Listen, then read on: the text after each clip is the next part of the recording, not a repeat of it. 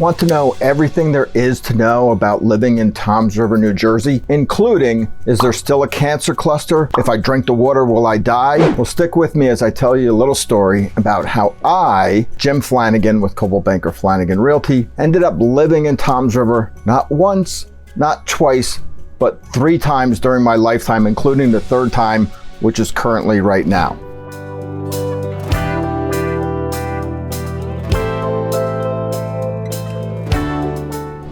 My father was a traveling salesman for Sinclair Oil back in the early 1970s. And Southern Jersey, as it was then known, Toms River was once known as being in part of South Jersey, was part of his territory for Sinclair Oil. So he used to come down for work and visit. And one day he was walking down Main Street in Toms River and he said to himself, this is where I want to raise my family. This is the feeling, the lifestyle. This is what I want for my family. And at that time, there were only 2 sons in his family, myself and my brother Michael. We now have 4. 2 sisters came after we moved back to Toms River. So we were here in the early 70s as renters. We moved up to Albany, New York with Sinclair Oil. And my father, he quit his job. He took his life savings back then and moved us back down to Toms River, New Jersey. Now this was about, I believe, 1972. So actually, he was down here in the late 60s first, because I was born in 65, and then moved us back down in 1972. And when he moved us back down, he didn't have a job. Remember, he quit his job with Sinclair Oil. He wanted to raise his family here in Toms River. So he had to find a new job. So at that time, he said to himself, well, there are only 2 things I can do to support a family in Toms River. Remember, this was the early 70s, about 72. I can sell cars or I can sell houses, and nobody likes a used car salesman. So my father went into real estate, and after a few years, he decided it was time to expand the family. And my sister Nora and my sister Amy came into the family. So now we were a full family of 4. And I grew up in Toms River, so I'm a product of the Toms River school system. As a matter of fact, my first 4 years in elementary school were spent in what is now known as Donovan Catholic. I don't know if they still call it St. Joseph's Elementary School. I think they may actually. But I was a product of St. Joe's Elementary for the first 4 years. Then I went to Cedar Grove Elementary School for the next 2.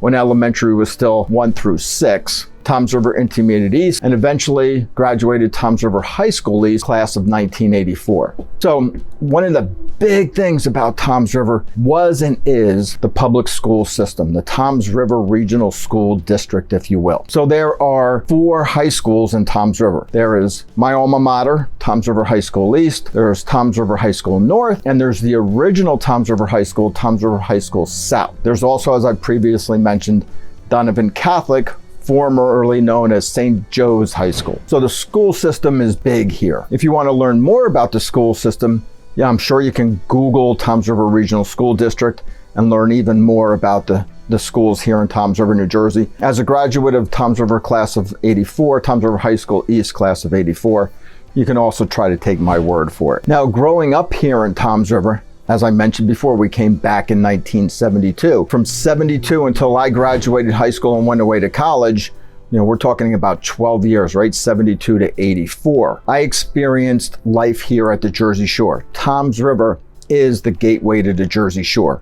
So I had the privilege, if you will, of being literally 5 minutes from Seaside Heights, Seaside Park, Island Beach State Park, and 3rd Avenue in Ortley Beach, where I and my friends would spend almost every day from June until September. So from the end of school until the beginning of the next school year, we were at 3rd Avenue, Ortley Beach. If it wasn't raining, we were there.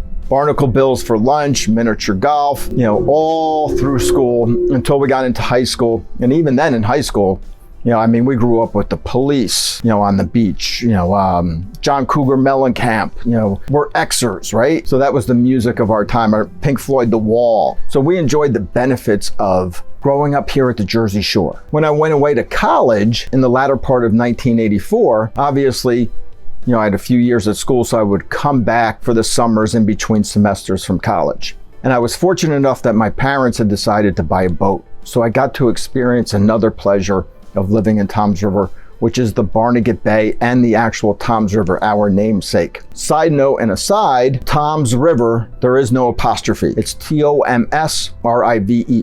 We can go into a whole history of how Toms River got its name, or you could just look for it here on YouTube, Google, search Toms River history. There's a few things. The Lapawi Studios did a great system, or a great video on the history of Toms River and how Toms River got its name. But the key thing is there's no apostrophe. Anyway, back to my original story. So I got to experience boating on the Toms River and the Barnegat Bay. And yes, we even did venture out into the Atlantic Ocean on our little 20-foot Wellcraft runabout. So picture summers in between years at college, or in between semesters at college, with my friends from high school when we'd all get together again for the summer. And we'd literally say, what are we going to do today?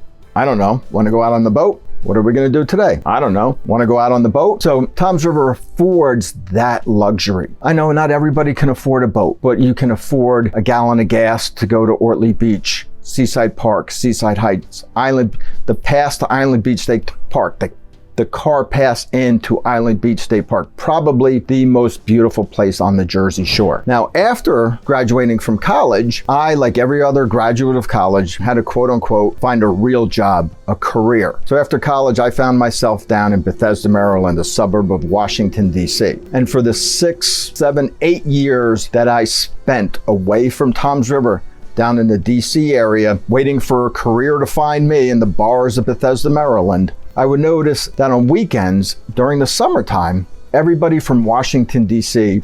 would make the trek or the pilgrimage to Dewey Beach or Rehoboth Beach, Delaware. From Memorial Day until Labor Day, every summer for those 6 to 8 years, I would watch the people from Washington, D.C. literally empty the city and make a 3-hour drive to Rehoboth or Dewey Beach. Now, Toms River is only 4 hours from Washington, D.C. So another hour and I could literally be at the Jersey Shore. Now, there is one big difference between the Jersey Shore and Rehoboth or Dewey Beach, and that's, unfortunately, in New Jersey, we have to pay to be on the beach. Delaware and Maryland, it's free. I know a lot of other states, it's free. New Jersey, you got to pay for a beach badge. You got to pay to play. Back to the story. When a job didn't find me in Washington, D.C., my father, remember the gentleman who said, Toms River is where I want to raise my family, made me an offer I couldn't refuse and asked me to come into the real estate business. So that's how I wound up back in Toms River for the 3rd time. And I've been back ever since. That was 1997 when I moved back to Toms River. And I've been selling the Toms River real estate lifestyle ever since. Why? Because I believe in it.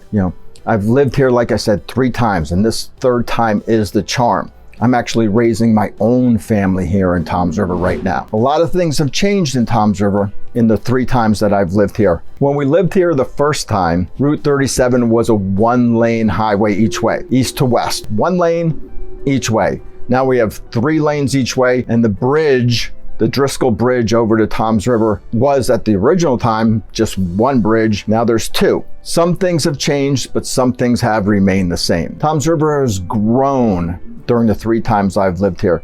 According to niche.com, there's roughly between 92 and 93,000 people currently living in Toms River. I couldn't tell you how many lived here back in the 80s or the 70s or the 60s. But right now, 92 to 93,000 live here. We actually added another school recently as far as an intermediate school goes. Intermediate South down in Beechwood, a suburb of Toms River, was added a few years ago. Toms River Township was formerly known as Dover Township, and just recently changed to Toms River Township back in, I think, 2010 or 11. So while many things have changed, many things have also remained the same. Island Beach State Park is still beautiful. Seaside Park. We had Superstorm Sandy in 2012, which took out the boardwalk in Seaside Heights. That's rebuilding into the Great American Boardwalk once again. There's rebirth and growth going on. Ortley Beach, again, devastated by Superstorm Sandy back in 2012. The sand is being replenished. They're bringing dunes down the shore to protect the homes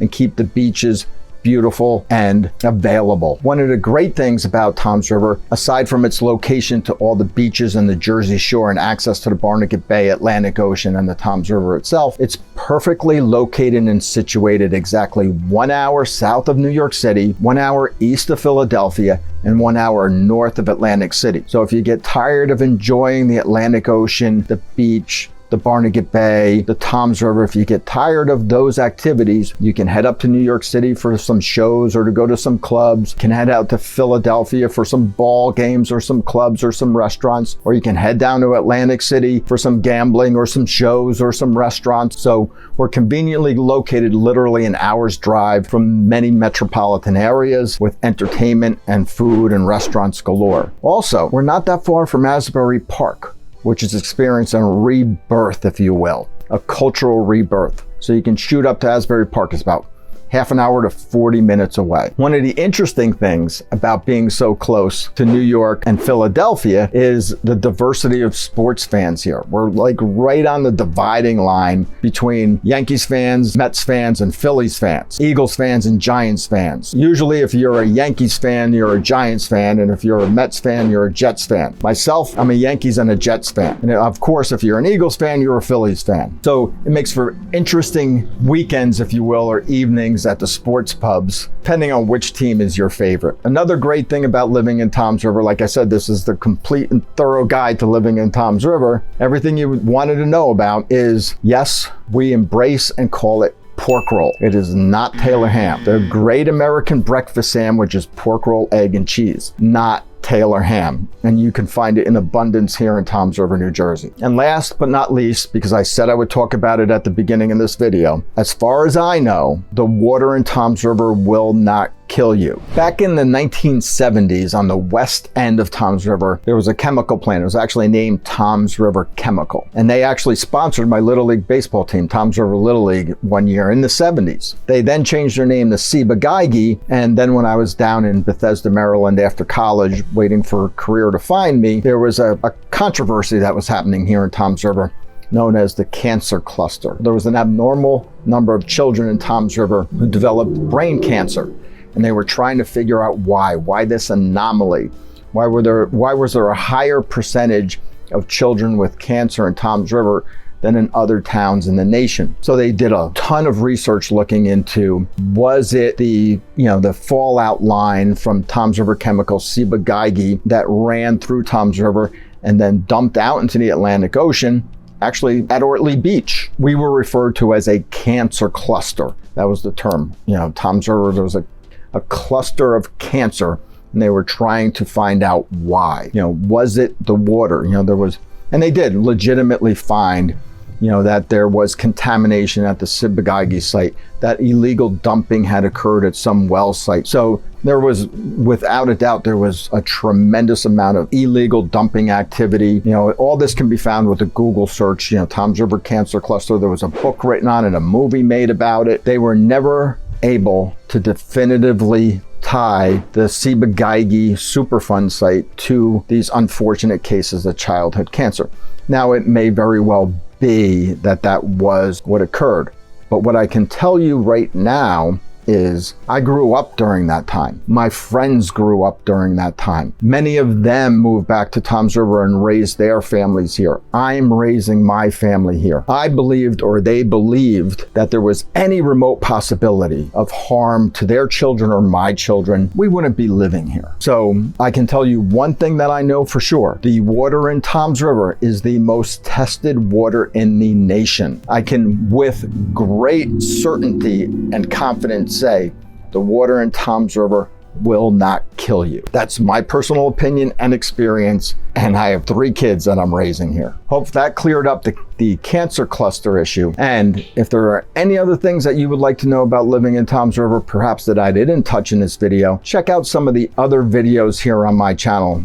The pros and cons of living in Toms River, the cost of living in Toms River, and let me touch on that briefly before we go. I mentioned a lot of the pros. I haven't talked too much about the cost of living here in Toms River. At the time that I'm recording this video, I just filled up my gas tank today, and it cost me $76. So we're looking at, just under $5 a gallon of gas. And like I mentioned, Toms River is an hour from New York, an hour from Philly, an hour from Atlantic City. So you do have to drive. Even to get to the beach, it's a 5-minute drive. If you're not just going east and west on Route 37, if you're going to go up and down the Parkway, you also have tolls. So we all have Easy Pass. That's a cost that you have to bring into consideration. And as our famous Governor Phil Murphy said, taxes are a concern.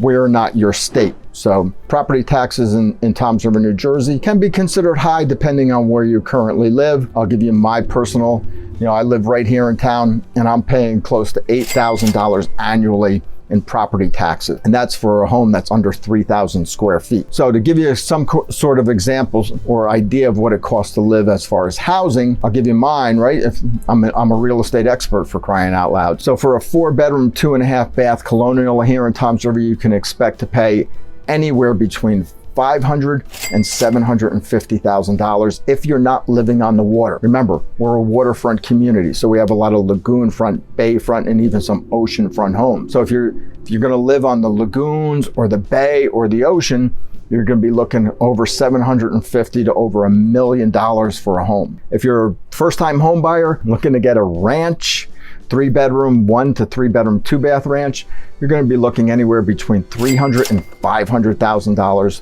for a single family home, 3 bedrooms, 1 bath to 2 baths. Now, if you're looking to rent, if you're not capable of owning a home right now, rents are extremely high. We think home prices are high. Median rental price in Toms River, New Jersey currently is $3,200 a month. My mortgage is less than that, but that's just give you an idea of the cost of living here in Toms River. So there's more information here. Check out my channel, check out some other videos. Give me a like, subscribe for more videos about Toms River, New Jersey. Thank you for watching, and the rest of the day to yourself.